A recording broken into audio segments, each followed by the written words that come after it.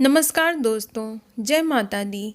World best magic में आपका हार्दिक स्वागत है। कैसे हैं आप सब? ये बताने के लिए कमेंट बॉक्स में जय माता दी जरूर लिखें। दोस्तों, आज हम बात करेंगे दशा माता की 5वीं कहानी के बारे में, जो इस प्रकार है।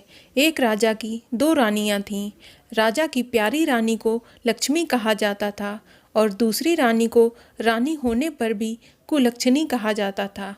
एक दिन लक्ष्मी रानी क्रोध होकर लकड़ी का पटा ले मलिन कपड़े पहनकर कोप भवन में जा बैठी। राजा ने लक्ष्मी से पूछा, तुम कोप भवन में क्यों बैठी हो? तुम क्या चाहती हो? रानी बोली, कुलक्षणी को देश निकाला दिया जाए। कुलक्षणी रानी थी, इसलिए उसे निकाला देने से राजा की बदनामी होने का डर था। इसलिए रानी को पीहर में छोड़कर आने की बात सोची गई।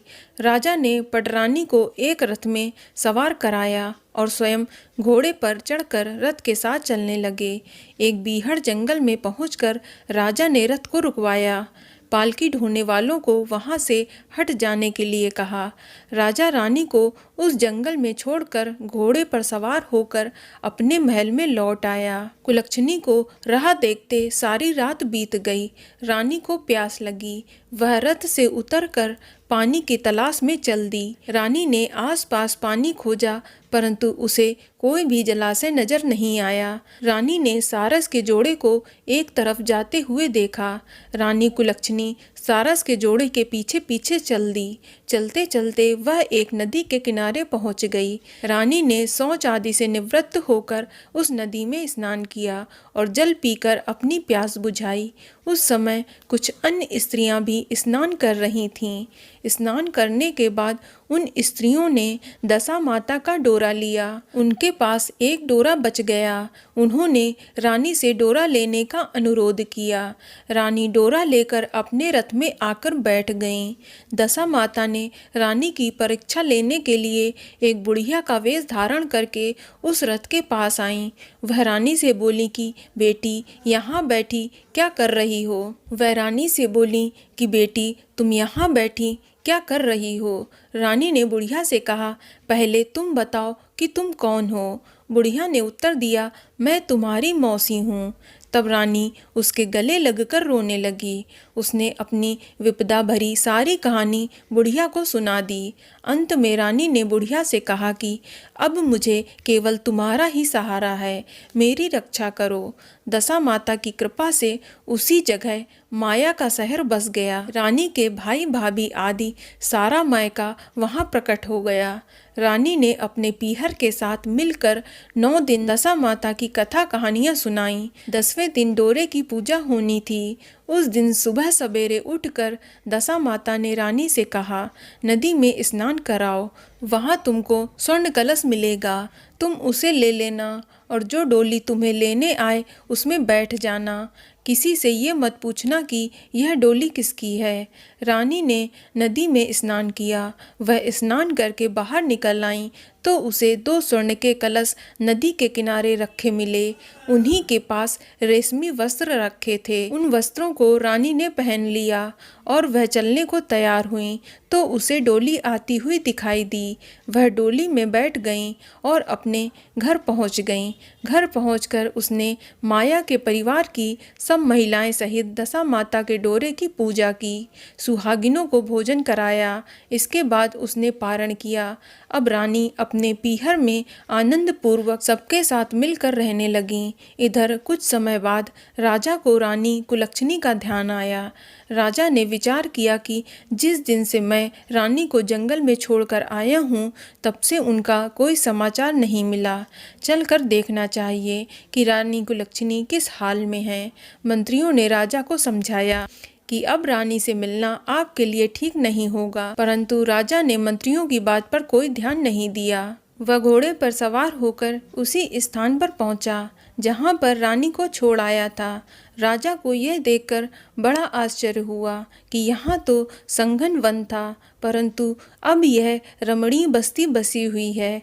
राजा ने लोगों से पूछा कि यह कौन सी नगरी है। लोगों ने उसे बताया कि यह कुलक्षणी का नगर है। अब तो राजा के आश्चर्य का ठिकाना न रहा।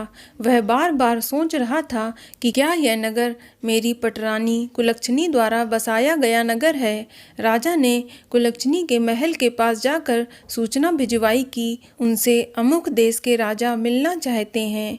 रानी ने राजा को पहचान कर मिलने से मना कर दिया, परंतु मौसी ने उसे समझाया कि हिंदुओं में तो पति परमेश्वर माना जाता है। तुम्हें यही उचित रहेगा कि तुम यथाशक्ति उनका आदर सत्कार करो। मौसी के कहने पर रानी कुलक्षणी ने राजा को महल में बुलाया। दोपहर को राजा को भोजन पर बुलवाया गया। राजा के साथ नाई भी था। रानी राजा और नाई को भोजन कराने लगी। पहली बार रानी ने नाई की पत्तल पर भोजन परोसा तो नाई ने रानी के पैर पर एक छींटा लगाया। रानी इस भेद को समझ नहीं सकी कि नाई ने उसके पैर पर रायते का छींटा क्यों मारा है। रानी दूसरी बार पोशाक बदलकर फिर से आई। राजा मन में सोचने लगा कि यहाँ तो बहुत सी रानियाँ हैं, सबकी शकल एक जैसी है, मैं अपनी रानी को कैसे पहचानूंगा। वापस डेरे में आकर राजा ने नाई से कहा, यहाँ तो कई रानियाँ हैं, मैं अपनी रानी को कैसे पहचानूंगा। नाई बड़ा ही चतुर था। वह बोला, रानी तो एक ही है, परंतु वह पोशाक बदल बदल कर हमारे सामने आ रही हैं। राजा ने नाई से पूछा, तुम्हें कैसे पता चला कि रानी एक ही है। नाई बोला कि मैंने उनके पैर पर रायते का छींटा मारा था। वह 3 बार कपड़े बदल कर हमारे सामने आईं, परंतु वह छींटा उनके पैर पर ही तीनों बार लगा हुआ था। अगले दिन रानी ने राजा को अपने महल में बुलवाया।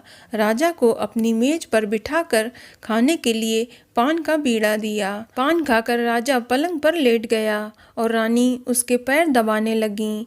राजा ने रानी से अपने किए के लिए क्षमा मांगी और रानी को अपनी राजधानी में चलने को कहा। रानी ने कहा कि आप मुझे किस मुंह से चलने के लिए कह रहे हैं।